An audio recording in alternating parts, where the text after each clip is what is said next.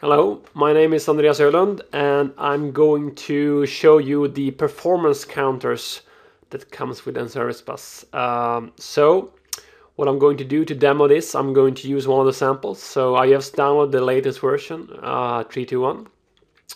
So I'm going to go into the samples folder and I'm going to use the full duplex sample. So I'm just going to open it up like that. So in NServiceBus 3.2, the performance counters are turned on by default if you're running in the production profile. So that's the first thing I'm going to check here. So I go into my server here and go into properties here. And we'll see. This one runs in the integration profile. So we can either change that to production or we can actually remove it entirely because the production profile is the default profile. So I'm just going to remove it. Okay. So that ensures that the counters is turned on. So if I now run the sample here, you'll see that when the server starts up, you're going to get a message saying that the counters are activated. That's the client. So as you can see here, it's saying that the profile and NServiceBus performance counters was activated. So this means that NServiceBus will calculate those counters based on the messages coming into your endpoint. So NServiceBus has two types of counters. So I'm going to start by explaining the first one. The one is called the critical time. Critical time means the time it took for a message from it got sent until it was successfully processed on the other side. So this includes the time it spends in the queues on the sending side, and the time it takes for MSMQ to transport over to the receiving machine, and also time spent in your own message handlers. So that's a pretty good measurement. Because it includes everything like connectivity issues and everything and slow databases. So looking at the critical time really gives you a good idea about the SLA your endpoint is running at right now. So that's the time from a message being sent until it's successfully processed. This also means that if your queue is backed up and you got 1,000 messages in a queue, that critical time will slowly rise while the messages are still in the queue. So we recommend that you define your SLI in terms of the critical time. So to see the performance counters, I'm gonna fire up the trusty perfmon. In there, you'll see that when you try to add counters, it's gonna remove that one first. Remove all. When you try to add counters, you'll see that there is a category called NServiceBus. Here we go. And there you will have one instance per endpoint. So in this case, I'm interested in my server endpoint. So I'm gonna add both counters here, both the critical time and the SLA violation countdown. I'm gonna explain that in detail a little bit later, but I'm just gonna add both here. Okay. Let's not show the other one. Okay, so right now it's 0. Sorry, the critical time is 0, meaning that no messages are coming in, so the time it takes to process them is 0 seconds. So let's see what happens when we start to put some load on the server here. So I'm gonna start up the client. Oh, I had some messages in my queue, that's why you're seeing the output there. So I'm just gonna send a few messages and we'll see what happens. You can see that the critical time, is slowly rising here. I'm now running NServiceBus with the basic license, so that means that the maximum throughput is 1 message per second. So that's why it was slowly rising up to around 10 seconds. So the last message took 10 seconds from the point it was sent until it was successfully processed. So as you'll see, if I shove more messages in, it's probably gonna rise up to around, I don't know, 30-40 seconds here. So what I'm going to do now, I'm gonna dump in the express license in the bin folder, and we'll see how that affects things. Okay, so now I created a license folder in the bin directory of my server, and I've dropped in a try license from the NServiceBus site. This means that I got an unlimited number of threads and unlimited throughput. So let's see how this affects things.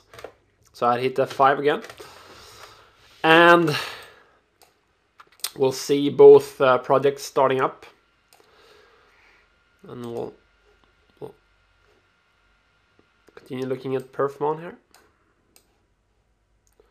So let's send a couple messages in here. So you can see now that it's when the throughput is not limited, it can keep up much better. So I can pretty much shove as many messages as I want. Our critical time will never almost go over 1 second here. So you know, that's good. We're keeping our SLA. So let's simulate our message handlers taking some time here. So let's stop our project again and modify our message handler to have a little sleep in there. Okay, so thread dot sleep. Let's do 200 milliseconds. And again, you know, thread.sleeps are not recommended for production scenarios, so this is just a demo only, so keep that in mind. So let's start up again and see what happens now. So we'll shoving some messages in here. And now we see that the server can't keep up anymore, so our critical time is racing all the time. So you'll see that when it's done with the last message, it will drop down back to 0 again. Yeah, there. So our max critical load time there was 15 seconds. That might or might not be within your SLA. So that is how the critical time counter works. It measures the time of the oldest message in the queue. That's a really useful measurement. But there is a slight problem with that. That is that, you know, each endpoint will have different SLAs. And in order for your monitoring software to put out the correct alarms, you need to put those values into your monitoring software, saying that endpoint A has an SLA of, I don't know, 5 minutes, and endpoint B has an SLA of, I don't know, 1 hour. You know, we really want to keep that in a central place, or, you know, closer to our code. And that is why we have introduced the time to breach SLA counter. Well, it's called the SLA violation countdown. So I'm just going to clear everything here. That counter tells you the number of seconds left until you will breach your SLA based on the, you know, the current values. So we will look at the angle of the graph and try to figure out at this pace when will you break your SLA. So this is a counter that you can pretty much have one, you know, monitor much easier, because you can just set a value saying, you know, our standard response times is 10 minutes. So let's set an alarm when any of our SLA violation counters go below 10 minutes, right? That gives you 10 minutes to react before you'll break your SLA. And this is regardless of the endpoint. But in order for this to work, you as a developer needs to go to your business and ask them, what is the SLA for this endpoint, this type of messages coming in here? And what you'll do then is you'll go to your endpoint configuration and you'll put an attribute on there stating what SLA this endpoint should be running at. So in this case, we have an SLA of 30 seconds. So that means that if our critical time go above 30 seconds, we have broken our SLA. So by telling NServiceBus this, we can now put the correct values into that other performance counters, the time to breach SLA counter. Okay, so let's run everything again and see how this works. So I'm just gonna hit F5 here, put it up here. So the current value is the max value right now because you know, at the current pace we're not gonna break our SLA. That's why you would see the max value there. So the green line is the time to breach the SLA, and the red line is the critical time. So let's start putting some messages in there. So now you'll see the critical time going up, and you'll see the time to breach SLA is, you know, going down. So right now it seems like within around 20 seconds we will breach your SLA. And they'll meet around 15 there, yeah, because our SLA is 30 if you remember. So we're getting closer here. So when the green line hits 0, we will breach our SLA. So if you had alarms, that would probably have gone off now, saying that, you know, add more servers or, you know, more disk on the database, whatever. Yeah, so when we reach 30 there on the critical time, our time to breach SLA now is 0.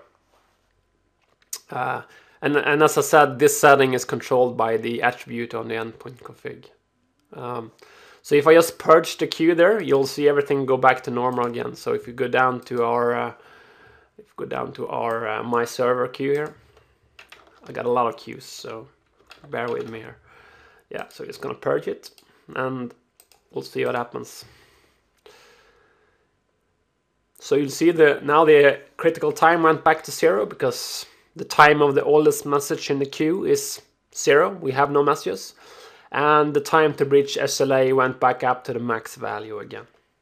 So this pretty much summarizes the use of the 2 performance counters. So I hope this has been valuable for you. If you want to read more about this, you know, go to our documentation page about monitoring, NServiceBus.com/monitoring, and you can read more there. Okay, until next time, bye bye.